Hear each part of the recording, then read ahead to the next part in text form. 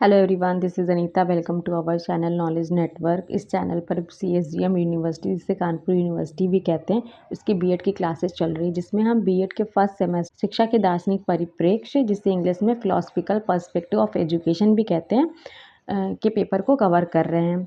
ठीक, इस पेपर में जो हमारी फर्स्ट चैप्टर होता है वो कंप्लीट हो चुका है और हम नेक्स्ट चैप्टर मतलब इसके सेकेंड चैप्टर शिक्षा के अभिकरण को कवर कर रहे हैं।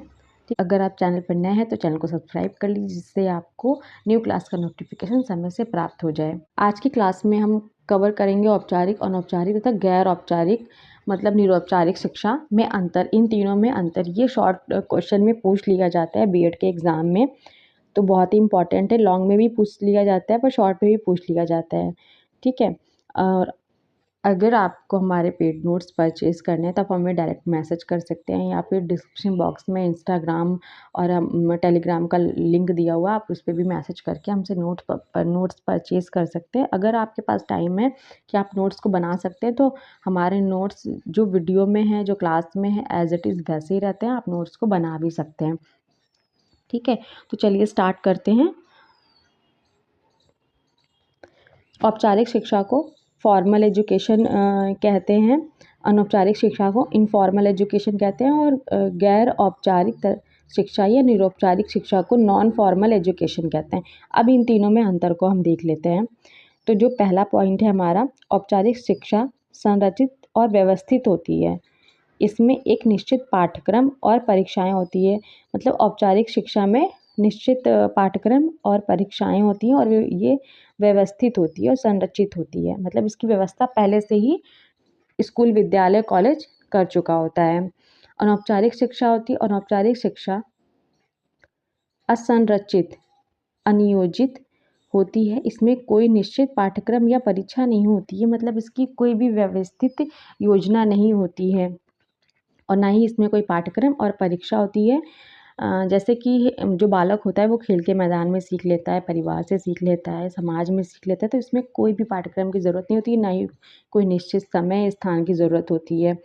ठीक है, तो गैर औपचारिक शिक्षा, जिसे निरौपचारिक शिक्षा कहते हैं, इसमें देख लेते हैं। कुछ हद तक संरचित होती है, लेकिन औपचारिक शिक्षा की तरह कठोर नहीं होती है। मतलब औपचारिक शिक्षा में हमें एक निश्चित समय पे जाना होता है स्कूल, एक निश्चित स्थान होता है, लेकिन जो निरौपचारिक शिक्षा होती है, इसमें हमें स्कूल नहीं जाना होता है, ना ही किसी टाइमिंग की कोई प्रॉब्लम होती है। इस पे हम घर पे भी रहकर पढ़ाई कर सकते हैं। इसमें एक निश्चित पाठ्यक्रम होता है, हाँ, सिलेबस होता है, उस सिलेबस को कवर करना होता है, लेकिन घर पर रहकर उसे हम पढ़ सकते हैं।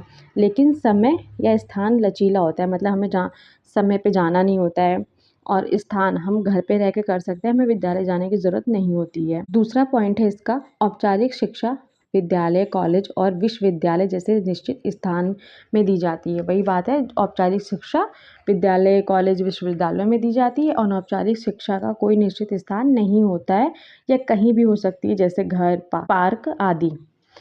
निरौपचारिक शिक्षा में किसी भी स्थान पर हो सकती है, जैसे सामुदायिक केंद्र, कार्यस्थल, या ऑनलाइन भी हम पढ़ सकते हैं। तीसरा हो गया, औपचारिक शिक्षा में प्रशिक्षित शिक्षक या प्रशिक्षक होते हैं।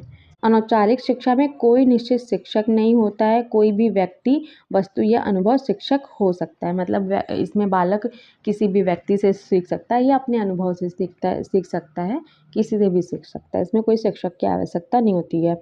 निरौपचारिक शिक्षा में प्रशिक्षित शिक्षक या प्रशिक्षक हो सकते हैं, लेकिन औपचारिक शिक्षा की तरह हमेशा ज़रूरत नहीं होती है। मतलब कभी कभी हमें अगर ज़रूरत हो सकती है तो हम टीचर से सीख लेते हैं, अदरवाइज़ हम लोग खुद ही पढ़ लेते हैं। इसका 4 पॉइंट है, औपचारिक में स्पष्ट रूप से पूर्व निर्धारित और निश्चित होता है, जैसे परीक्षा उत्तीर्ण करना या प्रमाण पत्र प्राप्त करना। अनौपचारिक शिक्षा में अनियोजित और आकस्मिक जो जीवन के अनुभवों से प्राप्त होती है। निरौपचारिक शिक्षा विशिष्ट लेकिन औपचारिक की तुलना में अधिक लक्षित और सचेत होता है, जैसे कोई कौशल सीखना। इसका फिफ्थ पॉइंट है, कम लचीला, एक निश्चित समय सीमा के भीतर एक निश्चित पाठ्यक्रम का पालन करना पड़ता है। बहुत लचीला शिक्षार्थी अपनी गति और समय के अनुसार सीखता है। अधिक लचीला, कभी कभी निश्चित समय सीमाएं होती हैं, कभी कभी नहीं होती हैं। और लास्ट पॉइंट है इसका, इसमें उदाहरण देते हैं। इसके उदाहरण हो गए स्कूल, कॉलेज, विश्वविद्यालय, प्रशिक्षण संस्थान आदि। और जो अनौपचारिक शिक्षा के जो उदाहरण हो गए, इसमें जीवन के अनुभव हो गए, बड़ों से सीखना या स्व अध्ययन करना, जैसे कोई मंत्र सीखना। और निरौपचारिक शिक्षा के जो उदाहरण हैं, कार्यशालाएँ हो गई, सेमिनार्स हो गए, ऑनलाइन क्लासेस हो गई, पाठ्यक्रम और वे कार्यक्रम जो स्कूल के बाहर होते हैं लेकिन एक विशिष्ट उद्देश्य की पूर्ति करते हैं। तो आज की क्लास में हमने कवर किया औपचारिक, अनौपचारिक, निरौपचारिक शिक्षा में अंतर। अगर क्लास अच्छी लगी हो तो क्लास को लाइक ज़रूर करिएगा और अपने फ्रेंड में शेयर कर दीजिएगा। जो भी बीएड कर रहे हैं उनसे उन लोगों को इस क्लास से बहुत ही हेल्प मिलने वाली है। और आप लोग टाइम से प्रैक्टिस करते रहिए, बिकॉज़ बीएड एग्ज़ाम में बहुत लिखना पड़ता है, इसलिए आप रोज़ के रोज़ आंसर राइटिंग करते रहिए, प्रैक्टिस करते रहिए, जिससे आपको एग्ज़ाम में बहुत ही हेल्प मिलेगी। ठीक है, मिलते हैं नेक्स्ट क्लास में। Till then take care.